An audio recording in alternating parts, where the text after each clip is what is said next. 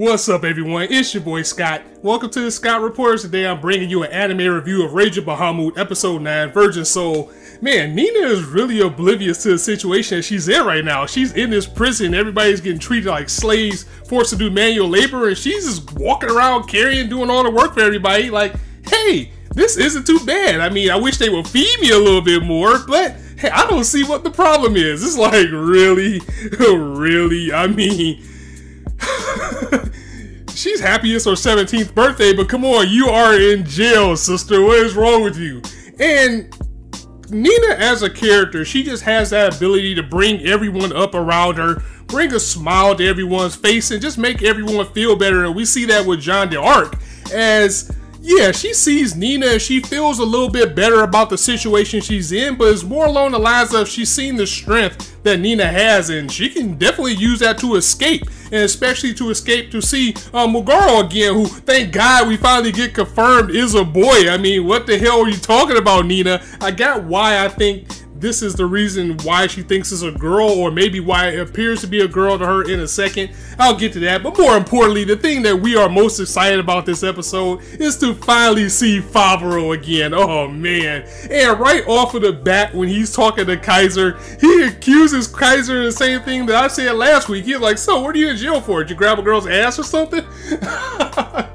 That's just like Fatheful. I mean, the man is a scumlord, but he's a good scumlord. He's more like a con artist than a straight up scumlord. It's good to see him back again as we get the backstory of how he actually met Nina. He was, you know, drunk off his ass, and he was in a town full of dragonborn people, you know, bragging and boasting about being a bounty hunter and how much money he made and how he has so much money that he can't even spend it all.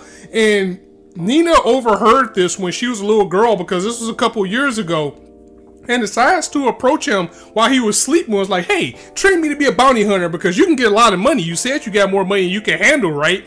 And, you know, he kind of wanted to weasel out of it a little bit. Like, that's not exactly how it works. But once he saw the power that she had, that she can just move trees and probably mountains with her hands, he was like, you know what?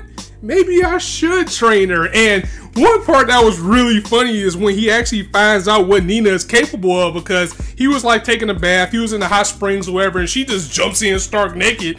And when she sees our boy Fatheful, when she sees my boy with the hair down looking all pristine, she was like, oh my god. And she turned to a dragon and he got the fuck out of there. He's like, oh my god, which was funny.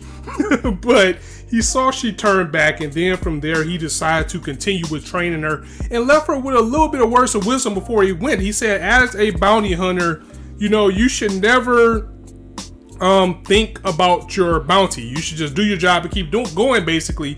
He gives her the bracelet and goes on about his way and leaves her with some parting words like to always look forward to tomorrow.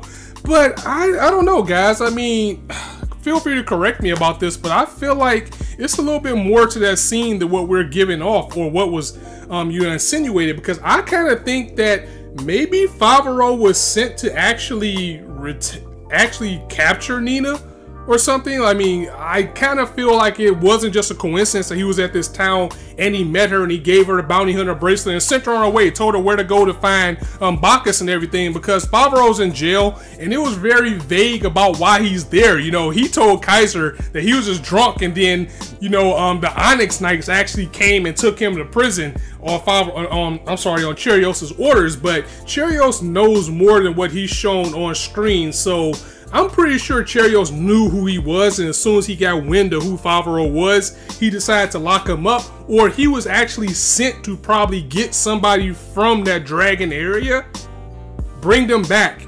He didn't do it, so Cherios was like, fuck that, find this guy and put him in jail. Or at least that's what I'm thinking that's happening. That would be pretty interesting to see things go that route. But now the pieces all are in place. These 4 people are now with Rita on our way to bust some people out. They need to get a move on soon. Now that we have John with Nina, and then you got Fatheful and Kaiser. They gotta hurry up and get a move on, because the gods are moving forward to push Mugaro, aka L, into godhood. They're like, look, if we're gonna win this war, we gotta push this kid to his full potential right now. And you know, they're kind of trying to coax him like, hey, you want to see your mother again, right? Then go ahead and do this for us. And you know, Cheerios has his own things as well. Time is running out, so these guys got to keep going. And whenever we get these four reunited again or meeting for the first time for some people, it's going to be an excellent scene.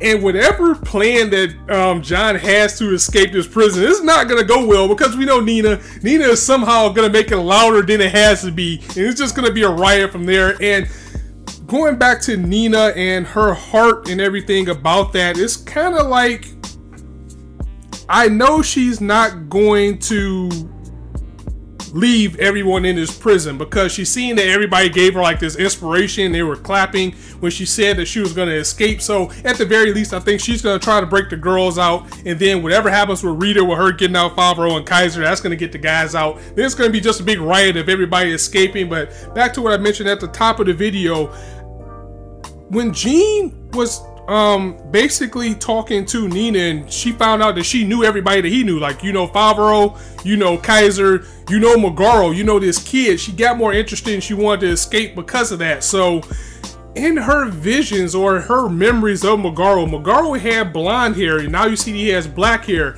and of course that was to disguise his kid so you wouldn't know who he is. But I think the reason why Nina probably thinks that Megaro is a girl, besides the obvious of it looking like one, is perhaps just like how they just changed the hair color. Perhaps it's some type of spell that is on Megaro to kind of throw people off the path so they don't know that that is Gene's kid. So it's interesting. That's kind of what I think that is going to. So I want to see how that's going to play out and how things work with that, because again, he had blonde hair in her flashback and now almost looks completely different except for the eyes. So yeah, the breakout is here.